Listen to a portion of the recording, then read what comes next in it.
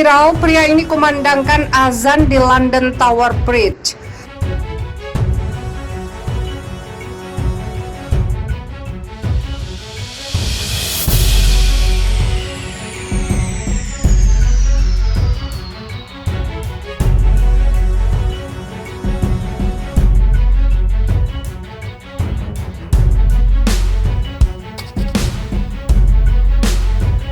Seorang pengusaha Muslim Inggris mengumandangkan azan di London Tower Bridge alias Jembatan Menara London Jumat 7 Mei 2021.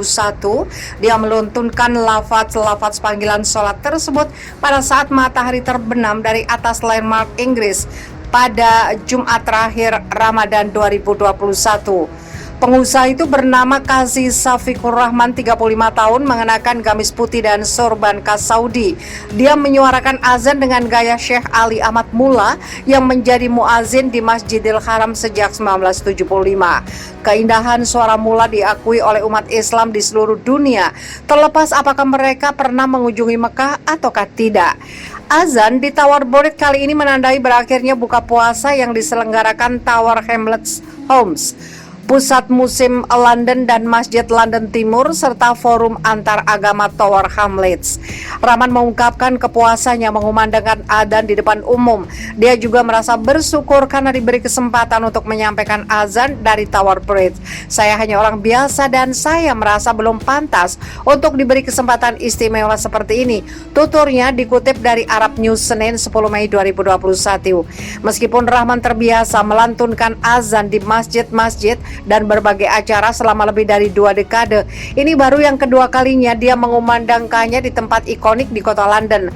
Tahun lalu dia melakukan hal serupa di jantung distrik keuangan ibu kota Inggris itu, Canary Wharf, dan videonya menyampaikan azan ketika itu ditonton jutaan kali.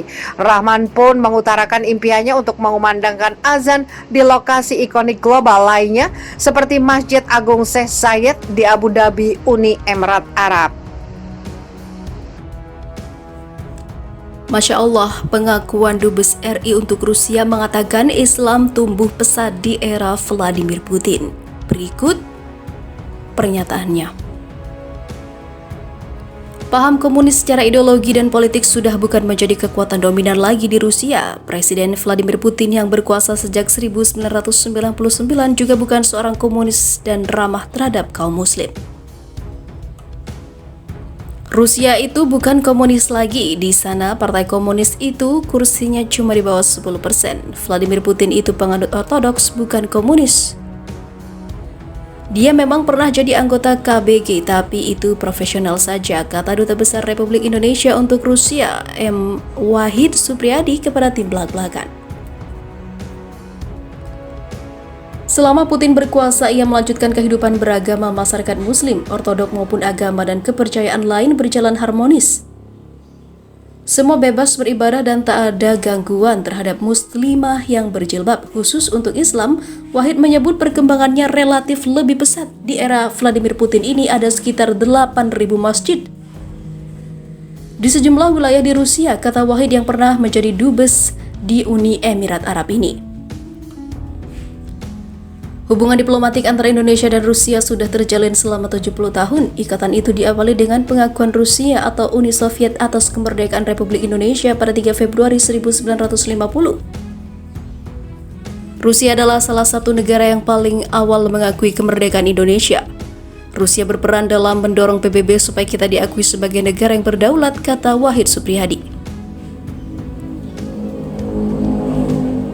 Menurut alumnus sastra Inggris UGM itu, sebelum Indonesia merdeka sebenarnya hubungan baik dengan Rusia sudah lama terjalin.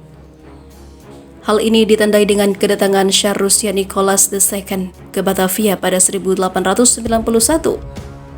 Saat itu Tsar Nicholas II atau kedua menunjuk konsul pertama di Batavia. Bahkan jauh sebelum itu, di era Wali Songo, salah satu tokoh penyebar agama Islam di tanah Jawa yakni Sunan Ampel merujuk sejumlah sumber sejarah berdarah Samarkand, bagian wilayah Uzbekistan yang merupakan wilayah kerajaan Rusia kala itu.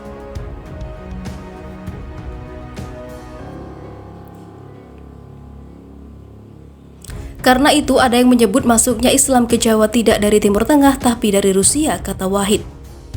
Informasi lain terkait Islam di Rusia, ia melanjutkan adanya masjid tertua di Republik Dagestan yang 95% warganya Muslim. Masjid tersebut diyakini dibangun 10 tahun setelah wafatnya Nabi Muhammad SAW. Lokasinya di kota Derbent, bangunannya masih orisinil dan masih dijaga hingga saat ini, kata lelaki kelahiran Kebumen itu. Dari fakta itu juga terungkap masuknya Islam ke Rusia sejak abad ke-10 atau tahun 988 di masa Prince Vladimir, salah satu dinasti Rurik pendiri Rusia. Di masa itu Islam menjadi satu dari 3 agama yang menjadi calon agama resmi negara selain Yahudi dan juga Kristen Ortodok. Karena Yahudi tak bisa mempertahankan negaranya dan Islam melarang alkohol, akhirnya Ortodoks yang dipilih. Semua informasi tersebut didapatkan Wahid selama 4 tahun bertugas di negeri beruang merah itu. Dalam setiap kunjungan ke sejumlah masjid di wilayah Rusia, ia melanjutkan para jemaah umumnya mengenal Indonesia dan juga Soekarno. Kenyataan itulah yang membuat Wahid menulis artikel mengenai jasa Soekarno mengembalikan Masjid Biru di St. Petersburg kepada umat Islam. Dia juga menggambarkan era Soekarno sebagai era keemasan pertama hubungan Indonesia dengan Rusia. Sementara itu,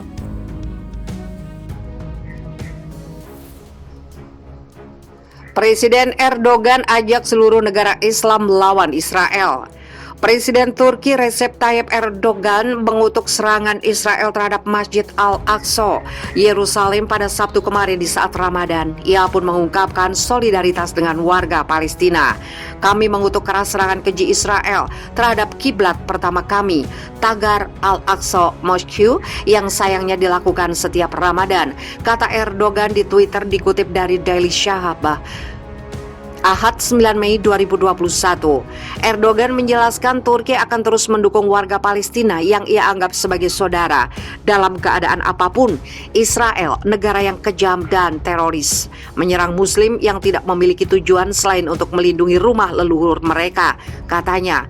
Erdogan mengajak Muslim di seluruh dunia dan semua negara dengan penduduk mayoritas beragama Islam untuk melawan penindasan Israel atau Palestina. Saya mengajak seluruh dunia, terutama negara-negara Islam, untuk mengambil tindakan efektif melawan serangan Israel terhadap Masjid Al-Aqsa, Yerusalem, dan rumah-rumah Palestina, cuitnya. Polisi Israel menembakkan peluru karet, gas air mata, dan granat kejut untuk membubarkan jemaah Palestina yang sedang sholat di Masjid Al-Aqsa. Serangan ini melukai 205 warga Palestina dan 17 petugas polisi. Ketegangan di Yerusalem meningkat dalam beberapa pekan terakhir karena warga Palestina memprotes pembatasan akses Israel ke beberapa bagian kota tua selama bulan suci Ramadan. Selain itu, beberapa pihak berwenang memerintahkan beberapa keluarga Palestina meninggalkan rumah mereka untuk memberi jalan bagi pemukim Israel.